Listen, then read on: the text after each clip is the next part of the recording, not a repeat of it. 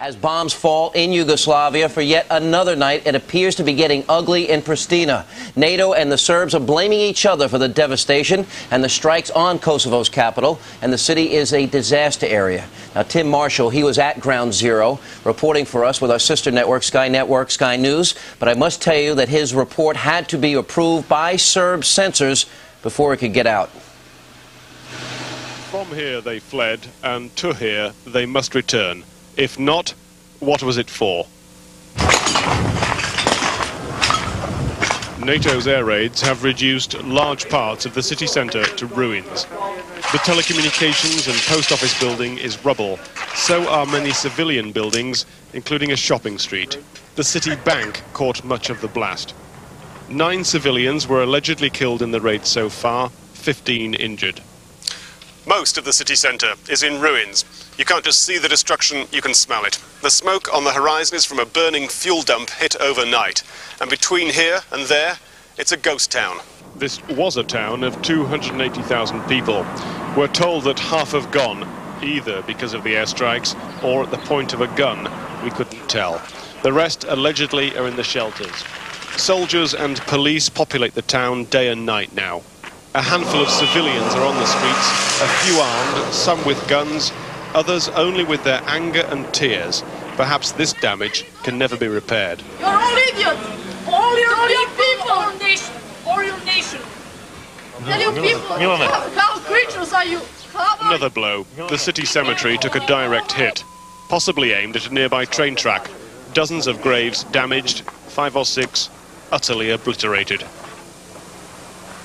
The Kosovan regional governor showed us the remains of his government building. This, he said, was where the NATO politicians used to come for meetings. Never again.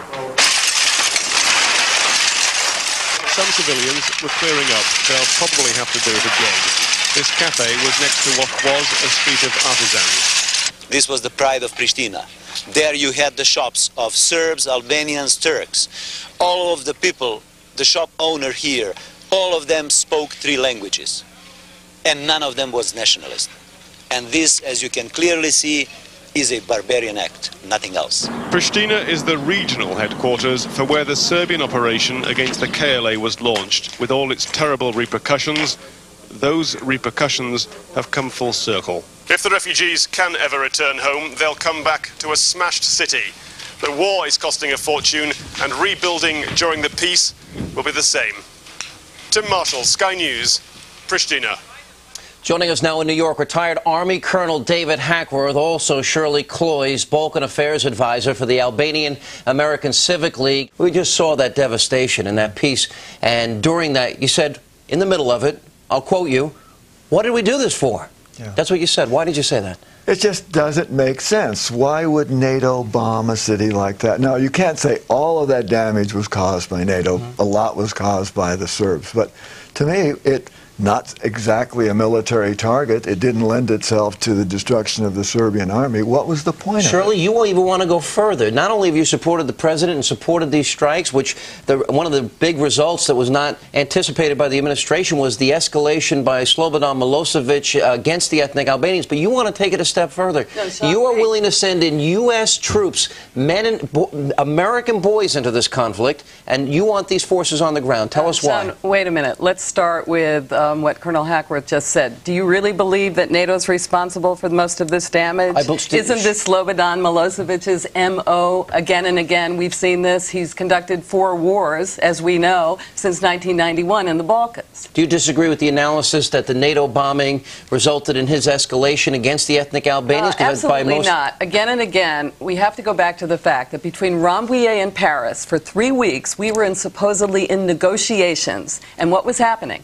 40,000 Serbian troops were amassing on the border with M84 tanks. They dug themselves in because we told them either you go along with this idea where you would grant autonomy. He didn't want to go along with that deal, and then he had all this time to dig in these 40,000 exactly. troops. Shirley Cloyes, you know, we have bombing now taking place in the suburbs of, right around the suburbs of Belgrade, right. and yet there's talk about the POWs being released tomorrow. Why should we be bombing the night before we're hoping that Milosevic might release our soldiers. Does that make any sense? Alan, unfortunately, our bombing has nothing to do with Milosevic. This is a classic Milosevic ploy. No.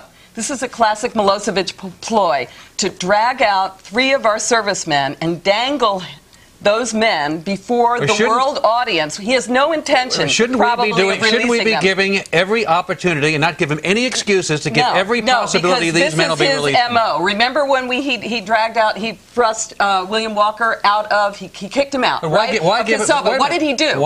He deflected world attention and then massacred 45 people in Racek.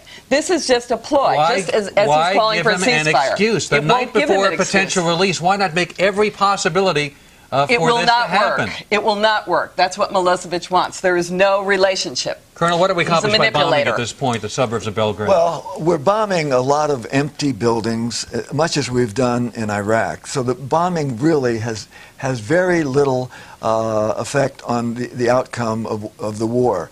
The thing that I took from the story tonight was the thousands of Serb people who wrapped themselves around the existing bridge across the Sava and said, bomb away, because we're going to have a jazz concert, which tells you my experience, which goes back 53 years with the Serbs. They're really tough people, and when you get them into a fight, you are really into a fight. And they're dug in, and this is their Shirley, I want to go to you. The hardline Serb vice premier said, because there's all these reports these prisoners of war are going to be released here, but he's saying freeing the U.S. Prisoners of war, quote, is out of the question. Soldiers should be tried as terrorists. So we're getting conflicting stories about whether or not they're going to be released tomorrow. And I know... Expect those conflicting stories. But what I want to know is, we're talking all about troops, we're talking about the failure of the air war. Why are we not playing this to win? Why are we not, first of all, arming the KLA? Mr. Milosevic, as you all have seen, has carried all of us into the heart of darkness. It's a place where the law of rule grinds its heel and boot over the rule of law, and where justice amounts to nothing more than a bullet in the back of the brain. But the problem is we totally underestimated Slobodan Milosevic. What were we thinking when we said, oh, if we start the bombing, he will back off and we'll be back at the negotiating table? I want to go back to my original question, which you ducked the first time I asked, and that is now you want to take it a step further. You're willing to send in American boys on the ground to continue this fight. Sean, you didn't hear me. I want to start with arming the KLA. Why is that off the table? Why aren't we talking about that? See, now there's an area you and I agree with, and I actually think before we need to do that. Why can't we get our policymakers to discuss? But before we got involved in the bombing, Shirley, why didn't we at least debate that or discuss that? Why did we move forward? Now, wait a minute. Now, the next question is, but you're willing to take it a step further, and you want to send troops in. Yes, but I want answers to why we're not arming the KLA. Number one, we did it in Bosnia. We did it with the Croatians. That's how we brought Milosevic to the table. He only understands force. Colonel Hackworth. Okay, let me say this.